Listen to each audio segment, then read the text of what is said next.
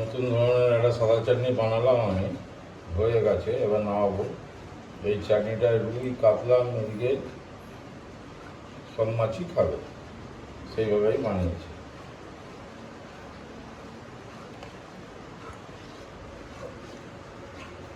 আমার হয়ে এসছে, এবার নামাবো।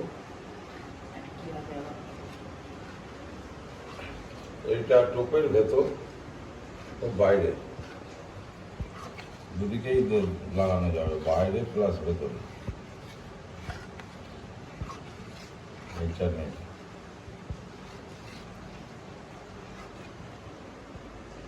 পুরো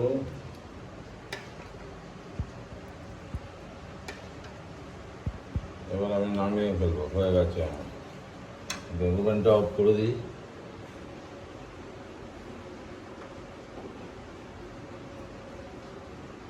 ছিটিয়ে ছিটিয়ে কোথায় চলে গেছে। এবার ঠান্ডা হয়ে গেলে কৌটো ভরবো।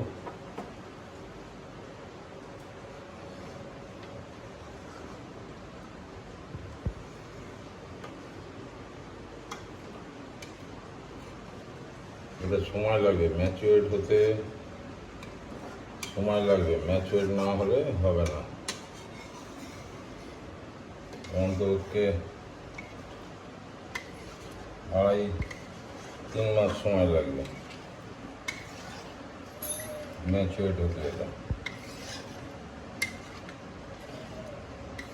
তারপর একে ফেলা যাবে। ম্যাচুরেট যখন হবে তখন এটা তেল উঠে যাবে। এতে এখন তেল দেখা যাচ্ছে না, কোনো তেল নেই, কোনো তেলই দেখা যাচ্ছে না। ম্যাচুরেট হলে তেল বেরাবে এর থেকে।